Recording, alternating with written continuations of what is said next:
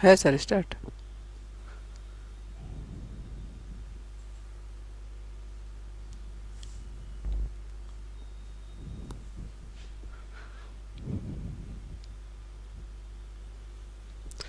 नमस्कार साथियों, मेरा नाम है एसएन भारती और आप देख रहे हैं करंट अफेयर सेगमेंट का नया वीडियो। और आज तारीख है आपको 28 अगस्त 2025। हम लोग जो है 28 अगस्त 2025 से जितने भी करंट अफेयर्स के महत्वपूर्ण प्रश्न बन सकते हैं उस सभी पर डिस्कस करेंगे। पीडीएफ आप हमारे टेलीग्राम चैनल से डाउनलोड कर सकते हैं, जिसका लिंक मैंने इस वीडियो के डिस्क्रिप्शन बॉक्स में दे दिया है।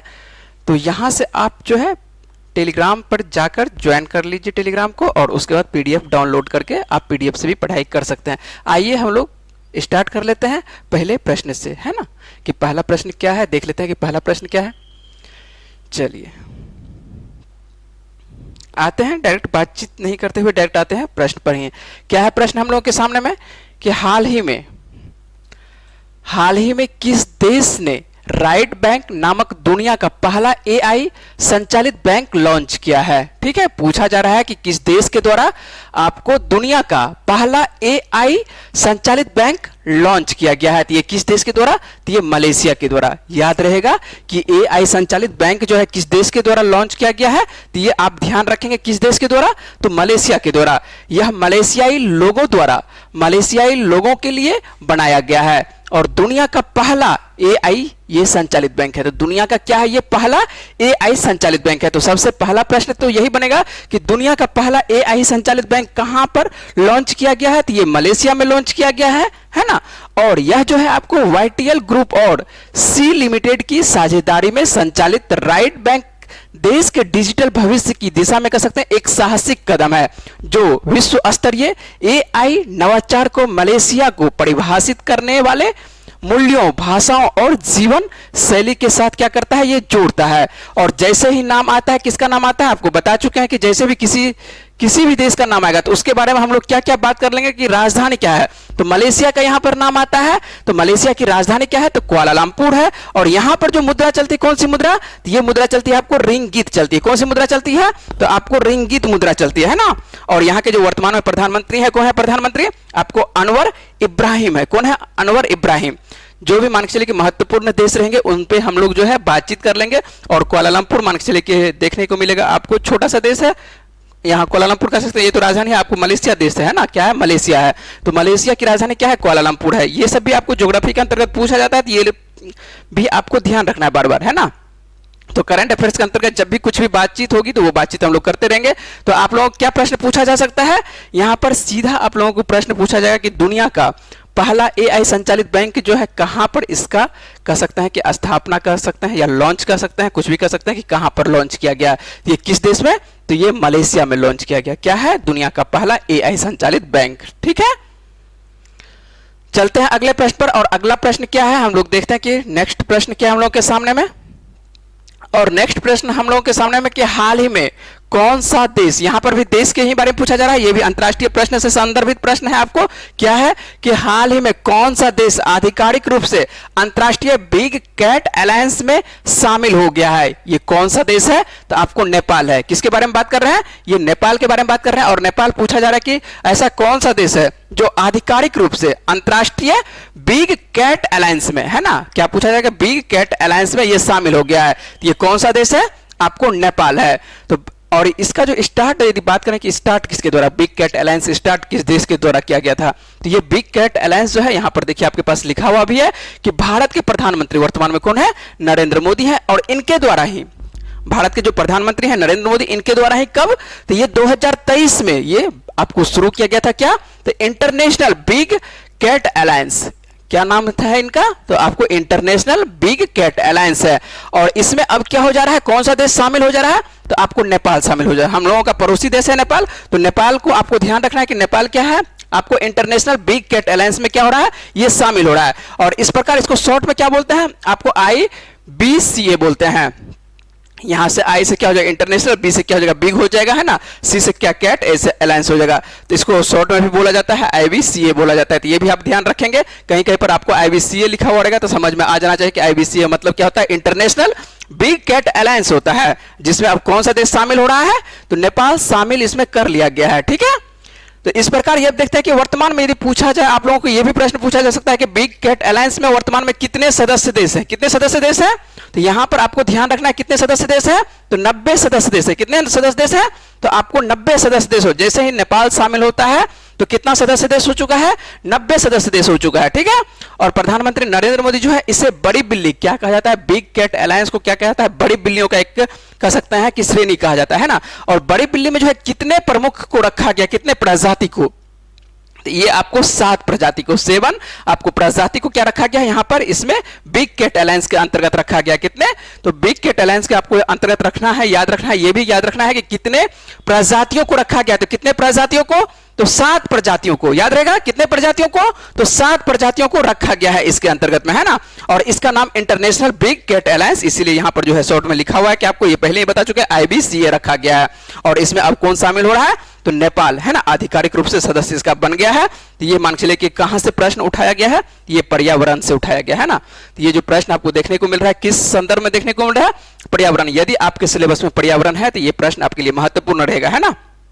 उसके बाद आपको एक नाम लिए हैं, क्या नाम यहां पर लिए हैं कि 7 प्रमुख प्रजातियों को शामिल किया गया। किसके अंतर्गत? बिग कैट अलायंस के अंतर्गत। जब 7 प्रमुख प्रजातियों को शामिल किया गया है तो आपको याद रखना है कि कौन कौन सा प्रजाति है। सबसे पहला प्रजाति क्या है? बाघ। क्या है? बाघ। दूसरा यदि बात करते हैं, दूसरा क्या है? शेर। उसके बाद क्या है? तेंदुआ। उसके बाद क्या है? हिम तेंदुआ। तेंदुआ और हिम तेंदुआ अलग होता है ना। तेंदुआ मान के चलिए कि आपको गर्म क्षेत्र में भी देखने को मिलेगा, हिम तेंदुआ आपको कहां पर देखने को मिलेगा? जहां पर मान के चलिए कि ठंड वाले ऊंचाई इलाकों में देखने को मिलता है ना। उसके बाद इसमें कौन शामिल किया गया है? चीता शामिल किया गया। उसके बाद कौन? जगुआर। उसके बाद प्यूमा। तो ये आपको 7 ऐसी प्रजाति हैं, बाघ, शेर, तेंदुआ, हिम तेंदुआ, चीता और जगुआर और प्यूमा। इनको शामिल किया गया किसके अंतर्गत? बिग कैट अलायंस के अंतर्गत। उम्मीद है कि आप समझ रहे होंगे प्रश्न को, है ना। तो ये संरक्षण, इसको क्यों शामिल किया जाता है कि मान के चलिए कि ये जितने भी प्रजाति हैं इसको एक तरह से संरक्षण दिया जाए, है ना, इसका अवैध शिकार ना किया जाए, ठीक है। इसी कारण कह सकते हैं कि इसको जो है संरक्षण के अंतर्गत बिग कैट अलायंस को रखा गया है। सभी का जो ध्यान कह सकते हैं आकर्षित किया गया है। तो वर्तमान में कितने सदस्य देश है बिग कैट अलायंस के अंतर्गत में? तो बिग कैट अलायंस के अंतर्गत में आपको वर्तमान में कितने? 90 सदस्य। और वर्तमान में कौन सा देश शामिल हो गया है? तो आपको नेपाल एकदम अच्छे से याद रखना है। कौन सा देश? नेपाल। और बिग कैट अलायंस के अंतर्गत कितना देश है? तो बिग कैट अलायंस के अंतर्गत 90 देश है। और उसमें कितनी प्रजाति है? यदि प्रजाति की बात करेंगे तो प्रजाति आपको 7 प्रजाति है ना। सभी के बारे में आपको अच्छे से बता दिए, तो 7 प्रजाति है। तो आपको किसी भी तरह से प्रश्न पूछे, है ना, यदि यहां से मान के चलिए कि इस क्वेश्चन को लेते हैं तो किसी भी तरह से यदि प्रश्न पूछे तो आपसे प्रश्न बनना चाहिए, ठीक है। चलते हैं अगले प्रश्न पर। और आप लोग जब भी मान के चलिए कि 4 व्हीलर से जा रहे होंगे तो आपको एक जगह देखते होंगे कि आप लोगों से एक टैक्स लिया जाता है ना। क्या लिया जाता है? टैक्स लिया जाता है। कौन सा टैक्स लिया जाता है? Toll plaza. इस तरह का आप देखे होंगे कि इस तरह का जब भी मान के चलिए कि आपको गाड़ी गुजरती है तो गाड़ी गुजरती है तो आपको देखने को मिलता है कि यहाँ पर क्या किया जाता है? आपको एक टैक्स लिया जाता है। जब भी हो सकता है कि ऐसा लगभग देखा जाता है कि जिला व जिला रहता है लगभग, है ना, या 2 जिला पर एक जिला आपको देखने को मिलता है। लगभग जिला में आपको क्या नेशनल हाईवे कह सकते हैं अथॉरिटी के द्वारा यहाँ पर क्या देखने को मिलता है? ऑफ इंडिया के द्वारा आपको क्या NHAI के द्वारा देखने को मिलता है? टोल प्लाजा देखने को मिलता है। देखे ही होंगे, है ना। और टोल प्लाजा पर आप कभी ना कभी टैक्स दिए ही होंगे, तो यहाँ पर आपको टैक्स दिया जाता है। और इसी से संदर्भित आपको एक प्रश्न लिया गया है। क्या प्रश्न लिया गया है? नेशनल हाईवे से संदर्भित। अब देखिए यहां पर प्रश्न पर बात करते हैं।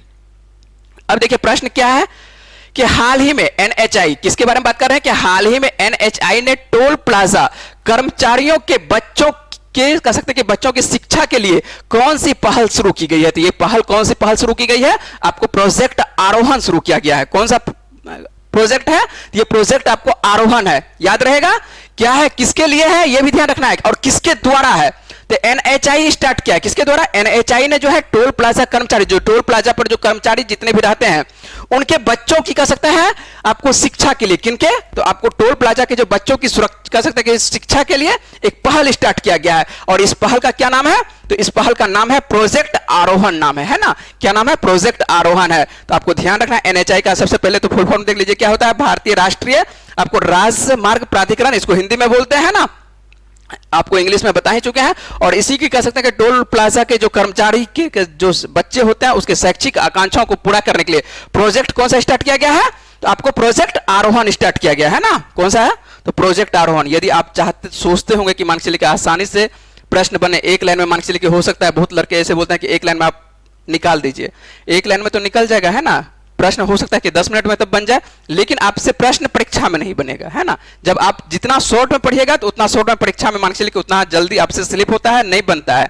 लेकिन जब आप थोड़ा सा 5 मिनट समय दे के यदि पढ़ते हैं, 5 मिनट भी समय नहीं देना है, एक प्रश्न पर कितना 2 से 3 मिनट समय देना है, और 2 से 3 मिनट यहां से जो प्रश्न बन सकता है उस प्रश्न को निकालने की कोशिश करना है। तो आपको किसी भी तरह से जब प्रश्न परीक्षा में पूछेगा तो आपसे बनेगा, ठीक है। तो थोड़ा समय दे के रखना है, थोड़ा धैर्य बना के रखना है और अच्छे से पढ़ना है।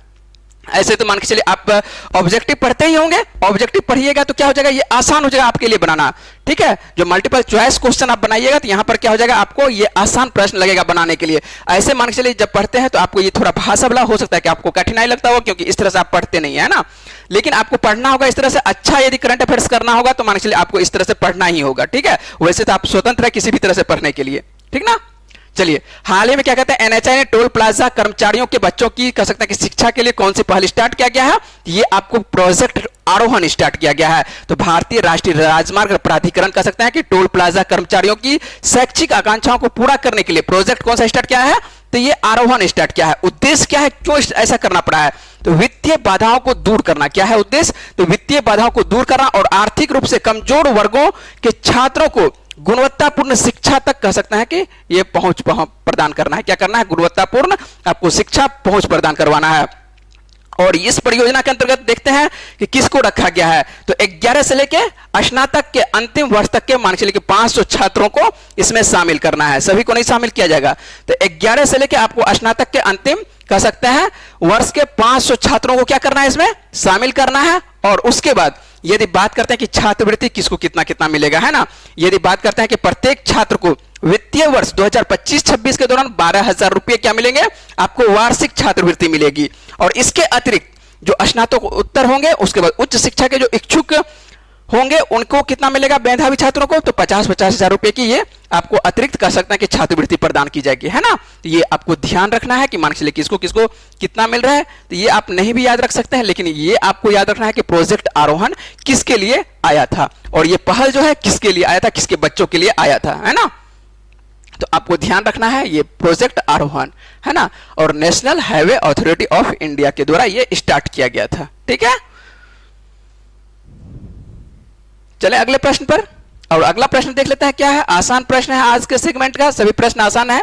और यहां पर जो देखने को मिल रहा है क्या है, श्रीनगर में आयोजित पहले खेलो इंडिया, और ये प्रश्न आपको बहुत पहले करवा चुके हैं, बहुत पहले नहीं, जब मान के चलिए स्टार्ट होने वाला था आपको करवाए थे कि इस बार जो है पहला जो है आपको खेलो इंडिया जो है किस वाला, जल वाला के बारे में बात कर रहे हैं। यहां पर जल देखिए किसका है, तो आपको पहले लिखा हुआ पहले खेलो इंडिया जल। तो सबसे पहला प्रश्न तो ये होगा कि मान के चलिए पहला खेलो इंडिया जल जो है इसका आयोजन कहां पर किया गया था, तो इसका आयोजन कहां पर किया गया था, ये आपको जम्मू कश्मीर के श्रीनगर में आयोजन किया गया था। कहां पर आयोजन किया गया था, श्रीनगर में आयोजन। और यहीं से प्रश्न है कि मान के चलिए कि जो ये जो आपको देखने को मिल रहा है श्रीनगर में आयोजित पहला खेलो इंडिया जल खेल महोत्सव किस राज्य को पहला स्थान प्राप्त हुआ है, ये किस राज्य को प्राप्त हुआ है, तो मध्य प्रदेश को हुआ है। सभी राज्य मान के चलिए इसमें सम्मिलित हुए थे, और पूछा जा रहा है, क्या पूछा जा रहा है कि आपको कौन सा ऐसा मान के चलिए कि राज्य है जो कि आपको पहला खेलो इंडिया जल खेल महोत्सव में क्या होता है, ये भाग लेता है। तो कौन सा आपको राज्य प्रथम स्थान प्राप्त कर रहा है, तो यहां पर ध्यान रखना है कि आपको मध्य प्रदेश, तो जम्मू कश्मीर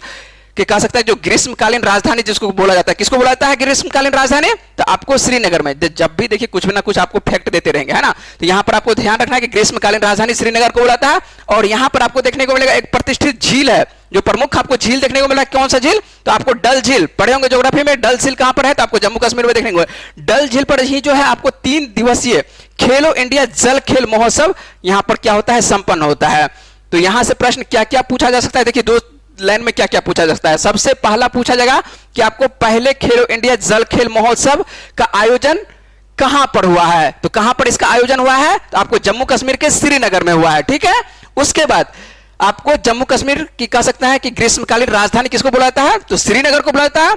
और डल झील कहां पर अवस्थित है, तो डल झील कहां पर अवस्थित है, आपको श्रीनगर में अवस्थित है ना, तो यहां पर कहां पर, तो आपको श्रीनगर में। उसके बाद यह भी पूछा सकता है कि पहला खेलो इंडिया जो जल खेल है ये कहां पर संपन्न हुआ है, तो सीधी सी बात है कि श्रीनगर में संपन्न हुआ है ना।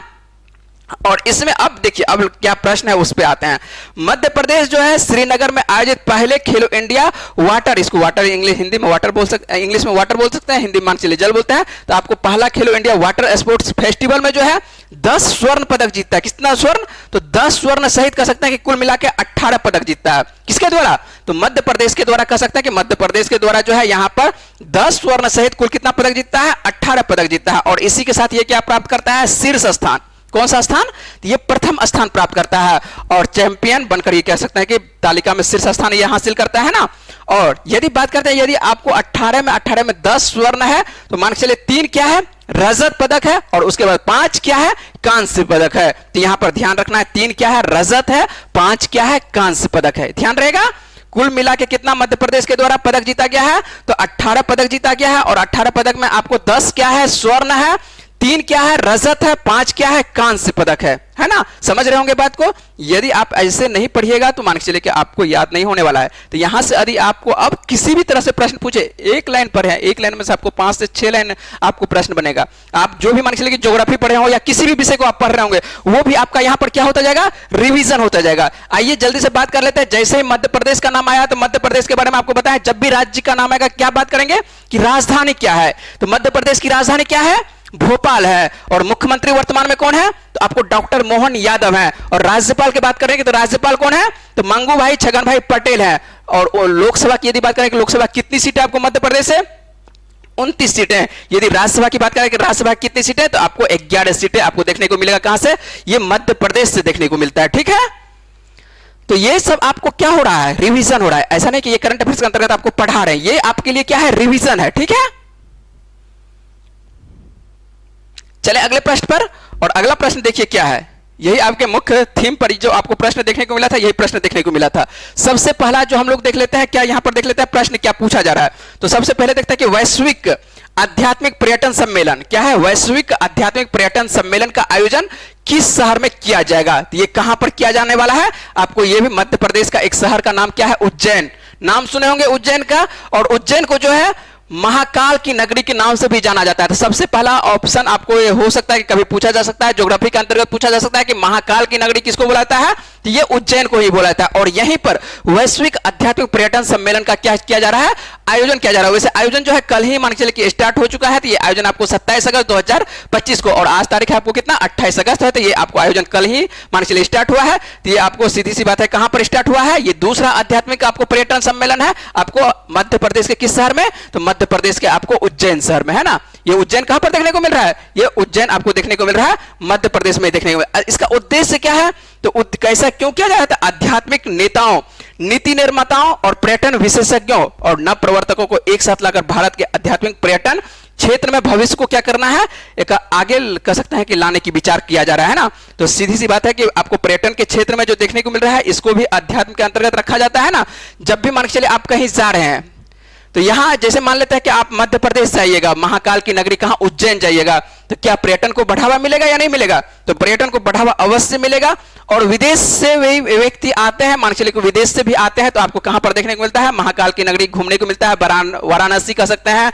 यदि बिहार की बात करें तो बिहार में सबसे प्रसिद्ध आपको देखने को मिलेगा बोध गया देखने को मिलेगा, है ना, जो बहुत ही स्थल देखने को मिलता है बोध गया। तो ये सब जितने भी मान चलिए आपको जो धार्मिक स्थल होता है, ये भी पर्यटन को क्या करता है? भारत सरकार के पर्यटन को क्या करता है? बढ़ावा देने का एक काम करता है ना। और भारत सरकार को इससे अच्छा खासा इनकम देखने को मिलता है। इसलिए पर्यटन के क्षेत्र में मान चलिए इसका एक तरह से बैठक किया जा रहा है आपको कहां पर? उज्जैन में, है ना। तो याद रखना है आपको, अध्यात्म के क्षेत्र से है तो ये भी आपको याद रखना है, ठीक ना। चलिए अगले प्रश्न पे बात कर लेते हैं। अगला क्या प्रश्न है कि अंतरराष्ट्रीय प्रबंधन विकास संस्थान, क्या नाम है? अंतरराष्ट्रीय प्रबंधन विकास संस्थान, जिसको कि शॉर्ट में हम लोग क्या बोलते हैं? IMD द्वारा जारी नवीनतम स्मार्ट सिटी इंडेक्स 2025 में किसे पहला स्थान प्राप्त हुआ है? और यदि बात करें कि ये भी आपके लिए क्या है? बहुत ही महत्वपूर्ण प्रश्न है। आज के सेगमेंट का यदि बात करें तो ये भी आपके लिए क्या है? बहुत ही महत्वपूर्ण प्रश्न है। और यह हो सकता है कि आपको आने वाले दिनों में किसी न किसी परीक्षा में यह पूछा ही जाएगा। क्या है प्रश्न? कि अंतरराष्ट्रीय प्रबंधन विकास संस्थान, जिसको हम लोग क्या बोलते हैं? IMD बोलता है, और इनके द्वारा एक रैंक जारी किया गया है ना, किस चीज का? Smart city index. बार बार आपको नाम देखने को मिलता है स्मार्ट सिटी इंडेक्स, और ये पूरे वर्ल्ड के लिए है। ये क्या है? स्मार्ट सिटी इंडेक्स जो है आपको देखने को मिल रहा है अंतरराष्ट्रीय मानचित्र के अंतरराष्ट्रीय संदर्भ में देखने को मिल रहा है। और यहां पर पूछा जा रहा है कि ऐसा कौन सा मानचित्र स्थान है पूरे विश्व में, ठीक है, कि उसको कह सकता है कि एक तरह से स्मार्ट सिटी में प्रथम स्थान प्राप्त हुआ है ना। नवीनतम स्मार्ट सिटी इंडेक्स कौन सा? 2025 का, कल ही रिलीज किया गया है। तो ये आपको ध्यान रखना है कि कौन सा? 2025 का। और इसमें कौन सा स्थान प्राप्त किया है? ज्यूरिख। नाम सुने हैं ज्यूरिख का? आप अच्छे से पढ़े होंगे ज्योग्राफी, तो यहां पर भी ज्यूरिख का नाम आपको सुनने को मिलेगा। ज्यूरिख कहां पर है? तो ज्यूरिख आपको क्या कहता है? स्विट्जरलैंड का सबसे बड़ा शहर है, ठीक है। स्विट्जरलैंड की राजधानी नहीं है, स्विट्जरलैंड का क्या है? सबसे बड़ा शहर है, ठीक है। तो यहां पर international institute for management development, इसको क्या बोलता है? IMD बोलता है। और इन्हीं के द्वारा जारी क्या किया गया है? नवीनतम स्मार्ट सिटी इंडेक्स 2025 रिलीज किया गया है। कौन सा? Smart city 2025। और इसमें जो है स्विस शहरों का जो है देखने को मिलता है, आपको दबदबा देखने को मिलता है। जो स्विस कहने का मतलब क्या है? आपको स्विट्जरलैंड के जो है अधिकांश शहर जो आपको देखने को मिलता है, यहां पर क्या देखने को मिलता है? स्मार्ट सिटी के अंतर्गत। छोटा सा देश है तो स्मार्ट क्यों नहीं रहेगा, है ना। छोटा सा देश है, जनसंख्या बहुत कम है ना। और पर्यटन मान चलिए, पर्यटन को यहां पर इसको क्या कहते हैं? पृथ्वी का स्वर्ग के रूप में भी इनको जाना जाता है। किसको? आपको जम्मू कश्मीर को, ठीक है। इसीलिए जो है यहां पर अधिकांश जो आपको देखने को मिलता है स्मार्ट सिटी के अंतर्गत देखने को मिलता है, जो जितने भी स्विस का। और इसी में पहला स्थान यदि बात करेंगे, पहला स्थान किसको प्राप्त हुआ है? पहला स्थान किसको प्राप्त हुआ है? तो पहला स्थान याद रखेंगे किसको? ज्यूरिख को प्राप्त हुआ है। किसको?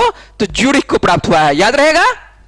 तो ध्यान रखना है 2025 का आपको स्मार्ट सिटी के इंडेक्स के अंतर्गत। इंडेक्स आपको बाबू पूछता है ना। यदि आप बीपीएससी का एग्जाम दे रहे होंगे, किसी प्रकार का टीचर का हो या बीपीएससी का जो मान के चलिए जो आपको कह सकते हैं कि सिविल के अंतर्गत लिया जाता है, सभी एग्जाम में इंडेक्स तो आपको याद ही रहना चाहिए। जितने भी इंडेक्स है आपको याद रहना चाहिए। तो और इंडेक्स से प्रश्न पूछता है, और इंडेक्स आपको ध्यान रहना चाहिए कि स्मार्ट सिटी इंडेक्स में प्रथम स्थान किसको प्राप्त हुआ है? ज्यूरिख को प्राप्त हुआ है, ठीक है। और ज्यूरिख जो है अपना पहला स्थान बरकरार रखा है, पहले भी पहले था। जबकि जिनेवा के तीसरे स्थान का, जिनेवा भी आप नाम सुनेंगे, अधिकांश आपको जो मुख्यालय देखने को मिलता है कौन सा? जिनेवा ही देखने को मिलता है। जिनेवा तीसरे स्थान पर पहुंच गया है, ठीक है। और लोसेन यदि बात करते हैं तो 10वें स्थान पर गया है। और स्विट्जरलैंड की मजबूत छोड़ देना है, इस सब को जरूरत नहीं है आपके लिए, ठीक है। तो नागरिक केंद्र आपको सीधा याद रखना है, क्या याद रखना है कि प्रथम स्थान पर कौन सा शहर है? तो प्रथम स्थान पर कौन सा शहर है? ज्यूरिख है। इतना आपके लिए बोल रहा है, कम से कम आपको याद रहना चाहिए, ठीक है। इतना बोलने का मेरा कर्तव्य ये बनता है कि आपको जो है जब आप वीडियो देख रहे हैं, आप यदि अच्छे से देख रहे हैं वीडियो, तो यहीं पर आपको याद होना चाहिए। फिर से आपको लिख तो लीजिएगा ही, ऐसा कि मान चलिए यदि कभी भूल जाते हैं तो पीडीएफ सर के चैनल पर प्रोवाइड हो रही है, तो पीडीएफ आप प्राप्त करके लिख सकते हैं। और यदि आपको ऐसे याद रखना है तो आप 2-3 बार मान के चलिए वीडियो को देखिएगा तो आपको याद हो जाएगा। ज्यादा मान के चलिए इसमें कुछ रहता नहीं है ना। तो आप ध्यान रखिए, देखिए ये कितना प्यारा सा आपको शहर देखने को मिल रहा है, ज्यूरिख देखने को मिल रहा है, साफ सुथरा स्मार्ट, ठीक है। सभी चीज एकदम मैनेजमेंट के तहत इसको बनाया गया, रखा गया है ना। कौन सा शहर ये देखने को मिल रहा है? ये आपको देखने को मिल रहा है, क्या देखने को मिल रहा है? ज्यूरिख शहर है ना। ये देखिए कितना स्मार्ट आपको देखने को मिल रहा है, ठीक है। चलते हैं अगले प्रश्न पर बात करते हैं। चलिए अगला प्रश्न पर बात करें, है ना। क्या है अगला प्रश्न? और ये ब्रिक्स के कह सकते हैं, ब्रिक्स से संदर्भित ये प्रश्न देखने को मिला है। ब्रिक्स के नेतृत्व वाले न्यू डेवलपमेंट बैंक का उपाध्यक्ष और मुख्य कह सकता है जोखिम अधिकारी किसे नियुक्त कर दिया गया है? ये किसे नियुक्त किया गया है? राजीव रंजन को नियुक्त किया गया। किनको नियुक्त किया गया? राजीव रंजन को नियुक्त किया गया। आप लोगों से सीधा प्रश्न पूछा जाएगा कि न्यू डेवलपमेंट बैंक, जिसको कि हम लोग क्या बोलते हैं? एनडीबी बोलते हैं, और बोर्ड ऑफ गवर्नर्स ने डॉक्टर राजीव रंजन को 5 साल के कार्यकाल के लिए क्या कर दिया गया है? एनडीबी का उपाध्यक्ष नियुक्त कर दिया गया है। तो आप लोगों से क्या प्रश्न पूछा जाएगा कि एनडीबी का उपाध्यक्ष किसको नियुक्त कर दिया गया है? तो एनडीबी का उपाध्यक्ष जो है किसको? तो राजीव रंजन को नियुक्त कर दिया। कितने वर्षों के लिए? लगातार 5 साल के लंबे दिनों के लिए नियुक्त कर दिया था। याद करना भी आसान है, 5 वर्षों के लिए नियुक्त कर दिया है ना। तो डॉक्टर राजीव रंजन जो है एक अनुभवी केंद्रीय बैंकर है, जिनके पास कह सकते हैं कि 35 वर्षों के से अधिक का आपको अनुभव है। और 1989 में भारतीय रिजर्व बैंक में अपना ये कार्यकाल शुरू करने के बाद से कह सकते हैं वे मई 2022 से कार्यकारी निदेशक और मौद्रिक नीति समिति के सदस्य के रूप में भी कार्यरत थे, ठीक है। तो मौद्रिक नीति आपको कुछ दिन पहले भी पता है कि मौद्रिक नीति का पदेन सदस्य बता चुके हैं। और यहां पर आपको देखिए ये इसी के मान के समिति के सदस्य रहा करते थे, और इनको बना दिया क्या? ब्रिक्स के नेतृत्व वाले न्यू डेवलपमेंट बैंक का क्या? उपाध्यक्ष बना दिया गया है। किनको? तो ये राजीव रंजन को, ठीक है। ये जो आप तस्वीर देख रहे हैं, ये किनका तस्वीर दिखाई पड़ रहा है आपको? ये राजीव रंजन का तस्वीर दिखाई पड़ रहा है। और न्यू डेवलपमेंट बैंक का इनको क्या बना दिया गया है? उपाध्यक्ष बना दिया गया। याद रहेगा। चित्र इसलिए आपको दे देते हैं कि चित्र जब भी मान के चलिए कि आप देखिएगा तो आपके मन मस्तिष्क पर क्या रहेगा, आपको याद रहता है। ठीक है, चित्र से आसानी से याद रहता है, इसलिए चित्र आपको बार बार देते रहते हैं। ठीक है, चलिए अगले प्रश्न पर बात कर लेते हैं कि एक बार आपको क्या बात करते हैं, एक बार मान चलिए थ्योरी दे देते हैं और थ्योरी के साथ साथ आपको क्या दे देते हैं, आपको एक बार चित्र दिखा देते हैं, जिससे क्या होगा कि आपको आसानी से याद रहेगा। यदि आप पेपर पलटिएगा तो पेपर मान चलिए पलटिएगा, जैसे ही आपको ये चित्र नजर आएगा तो समझ में आ जाएगा कि अरे यहाँ पर कुछ ना कुछ प्रश्न है। ठीक है, चलिए देखिए, मीराबाई चानू नाम सुने हैं, मीराबाई चानू का उम्मीद है कि सुने ही होंगे, है ना, जब जीएस आप पढ़ रहे हैं तो सुने ही होंगे। मीराबाई चानू ने कह सकते हैं कि अहमदाबाद में आयोजित राष्ट्रमंडल भारोत्तोलन चैंपियनशिप 2025 में कौन सा पदक जीतती है, ये कौन सा पदक जीती है, तो ये स्वर्ण पदक जीती है ना। वैसे बात करें आपको जीएस के अंदर का तो बात करें कि ये टोक्यो ओलंपिक में क्या जीती हुई है, आपको टोक्यो ओलंपिक में आपको रजत पदक जीती हुई है और पूर्व विश्व चैंपियन भी रह चुकी है ना। आपको किसमें, भारोत्तोलन में ये कह सकते हैं विश्व की चैंपियन भी रह चुकी है मीराबाई चानू। और अहमदाबाद में आयोजित आपको कॉमनवेल्थ गेम्स में भारोत्तोलन चैंपियनशिप में कह सकते हैं ये क्या कौन सा पदक जीत रही है, तो ये आपको सीधी सी बात है कौन सा पदक जीत रही है, ये स्वर्ण पदक जीत रही है ना। और जैसे ही स्वर्ण पदक जीत रही है, आपको आने वाले दिनों में एक प्रश्न करवा चुके हैं, क्या करवा चुके हैं कि आपको जो है कहां पर होने वाला है, राष्ट्रमंडल खेल, है ना। राष्ट्रमंडल खेल आपके किताब में यदि आप पढ़िएगा तो आपके किताब में लिखा हुआ होगा विक्टोरिया, ऑस्ट्रेलिया में होने वाला है ना। यदि आप लुसेंट पढ़ रहे होंगे या किसी अन्य किताब को पढ़ रहे होंगे तो आपके किताब में क्या लिखा हुआ होगा, यहां पर देखिए ध्यान से कि आपको यहां पर मेरे द्वारा लिखा गया, क्या लिखा गया है, आपको राष्ट्रमंडल खेल कहां पर 2026 में कहां पर होने वाला है, ये ग्लासगो में होने वाला है। कहां पर होने वाला है, ये ग्लासगो शहर में होने वाला है। ठीक है, लेकिन आपको किताब में क्या लिखा हुआ होगा, कि आपको किताब में लिखा हुआ होगा, सीधी सी बात है क्या, कि आपको विक्टोरिया, और वो विक्टोरिया कौन सा शहर का, ये ऑस्ट्रेलिया का। लेकिन आपको बताते हैं क्यों विक्टोरिया लिखा हुआ होगा। विक्टोरिया इसलिए लिखा होगा कि पहले मान के चलिए ऐसा घोषणा था कि 2026 का जो राष्ट्रमंडल खेल होगा कहां पर होगा, विक्टोरिया में होगा। लेकिन ध्यान लेकिन पर आइएगा, लेकिन मान के चलिए अब बात कर रहे हैं कि वो जो है पीछे हट जाता है, बोला कि मेरे से ये कह सकता है मेरे पास इतना अभी आर्थिक रुपया नहीं है कि इसमें निवेश कर सकें, किसमें, राष्ट्रमंडल खेल में। कौन सा शहर बोल रहा था, वो बोल रहा था विक्टोरिया बोल रहा था। ठीक है, इसीलिए जैसे विक्टोरिया मान के चलिए अपना पैर पीछे हटाता है तो आपको इसमें शामिल किसको कर लिया जाता है, ग्लासगो को। इसीलिए जो है अगला ग्लासगो कहां पर होने वाला है, राष्ट्रमंडल कहां पर, आपको याद रखना है 2026 वाला कहां पर, ये ग्लासगो शहर में। तो ग्लासगो कहां आपको देखना है कि ग्लासगो में क्या होने वाला है, राष्ट्रमंडल खेल 2026 वाला, है ना, याद रहेगा। ये भी प्रश्न देखिए, प्रश्न क्या था, प्रश्न क्या क्या निकल रहा है ना। तो आपको यहां से अब देखिए क्या क्या प्रश्न बन सकता है। तो प्रश्न आपको बन सकता है क्या क्या, सबसे पहले कि मीराबाई चानू है ना किस खेल से संदर्भ रखती है, तो किस खेल से इनका संबंध है, तो आपको भारोत्तोलन से, है ना, भारोत्तोलन से संबंध इनका है। उसके बाद इनके द्वारा जो है आपको राष्ट्रमंडल आयोजित चैंपियनशिप 2025 में कौन सा पदक जीता जा रहा है, ये स्वर्ण पदक जीता जा रहा है। तो आपको ये ध्यान रखना है। और उसके बाद जो अगला मान चल के आपको बता चुके हैं कि 2026 वाला राष्ट्रमंडल जो खेल होने वाला है कहां पर होने वाला है, आपको ग्लासगो शहर में होने वाला है। ये जो आप तस्वीर देखने को मिल रहा है, ये जो तस्वीर आप देख रहे हैं ये कौन है, यही मीराबाई चानू है। और इसका संबंध किससे है, तो ये भारोत्तोलन से है, भार उठाने के, ये मान के देखे होंगे कि भार उठाने वाला जो खेल होता है उसमें आपको ये भाग लेती है। और ये कितने किलोग्राम बला में भाग लेगी, तो ये आपको 48 किलोग्राम बला में भाग लेगी। ठीक है, तो 48 किलोग्राम बला में ये क्या कर रही है, ये आपको भार खेलती है। ठीक है, तो सीधी सी बात है, इसका वजन यदि बात करें कि वजन इनका कितना होता होगा, 48 किलो। जिसका जितना वजन होता है उसी वर्ग में वो भाग लेता है। ठीक है, सभी का एक कैटेगरी है और उसी कैटेगरी में मान के चलिए कोई 48, कोई 50, कोई मान के चलिए कि 52, कोई 65, इस तरह से मान के चलिए सभी का वजन होता है, उस हिसाब में सभी कोई भाग लेते हैं। ठीक ना। तो मीराबाई चानू को क्या कर रखना है, आपको याद रखना है ये किस खेल से संदर्भ रखती है, ये आपको भारोत्तोलन से। और अगला जो राष्ट्रमंडल खेल होने वाला है 2026 में, उनमें ये क्या कर लेती है, क्वालिफाई, मतलब कि भारत की तरफ से ये एक तरह से सीधा भाग लेते हुए नजर आएगी आपको 2026 में। चले अगले प्रश्न पर, चलिए क्या है देख लेते हैं। अगला प्रश्न क्या है, किस देश ने 2025 में, पूछा जा रहा है कि किस देश ने 2025 में वैश्विक स्तर पर आपको फोर्टिफाइड, है ना, क्या है, फोर्टिफाइड चावल आपूर्ति के लिए विश्व खाद्य कार्यक्रम के साथ आशय पत्र पर क्या क्या है, हस्ताक्षर किया है। कौन सा चावल है, चावल ध्यान रखना है, चावल आप देखना है कौन सा, फोर्टिफाइड चावल है ना। और पूछा जा रहा है कि वैश्विक स्तर पर 2025 कर रहा है कि किस देश ने वैश्विक स्तर पर आपको फोर्टिफाइड चावल आपूर्ति के लिए विश्व खाद्य कार्यक्रम के साथ ये क्या क्या है, हस्ताक्षर किया है। ये कौन सा देश है, तो अपना भारत ही है। कौन सा देश है, ये अपना भारत ही है। आपको भारत के द्वारा हाल ही में 25 अगस्त 2025 को क्या किया गया है, विश्व खाद्य कार्यक्रम के साथ एक आशय पत्र पर क्या किया गया है, हस्ताक्षर किया गया है, जिसका उद्देश्य क्या है, दुनिया भर के संकटग्रस्त क्षेत्रों में फोर्टिफाइड चावल की क्या करना है, आपूर्ति करना है। और इस चावल की यदि बात करते हैं, आयरन, फोलिक एसिड और विटामिन B12 जैसे महत्वपूर्ण पोषक तत्वों से ये क्या होता है, भरपूर फोर्टिफाइड चावल होता है। तो ये चावल का खासियत है, इस चावल का क्या खासियत है, इसमें क्या होता है इस चावल में, तो आयरन होता है, फोलिक एसिड होती है और विटामिन B12 होती है। तो ये जो है क्या कह सकता है कि पोषक तत्वों से ये चावल क्या होता है, भरपूर होता है। कौन सा, फोर्टिफाइड चावल। और पोषक तत्वों की कमी से उत्पन्न होने वाले छिपी हुई जो भूख होती है उसी को दूर करने के सकते हैं महत्वपूर्ण भूमिका निभाएगा कौन, तो ये भारत निभाएगा। कौन सा देश निभाएगा, तो भारत निभाएगा। तो ये सब प्रश्न जब आपको पूछा जाएगा तो आसानी से नहीं बनेगा। अभी लगता होगा कि आसान लगता होगा, लेकिन इस सब प्रश्न पर ध्यान रखना है। भले ही आपको आंसर क्या है भारत, और लगेगा क्या कि अरे भारत तो हो ही नहीं सकता, भारत इतना मान चलिए कि अच्छा कैटेगरी का चावल कहां से उत्पन्न कर सकता है, लेकिन अपना भारत ही कर रहा है। ठीक है, कौन सा कर रहा है, अपना भारत के द्वारा ही कर रहा है। तो कौन सा, इसमें देखने को मिलेगा आयरन देखने को, फोलिक एसिड और विटामिन B12। और भारत जो है आपको किसके साथ कह सकते हैं हस्ताक्षर किया है, वैश्विक स्तर के साथ। मान चलिए जिसको भी जरूरत पड़ेगा तो ये चावल आपूर्ति किया जाएगा भारत को, है भारत के द्वारा। ठीक है, याद रहेगा। तो आपको फोर्टिफाइड चावल याद रखना है कि इसमें क्या क्या चीज, ये भी प्रश्न पूछा जा सकता है कि इसमें इस चावल में क्या क्या चीज मान चलिए कि पोषक तत्व मौजूद होता है।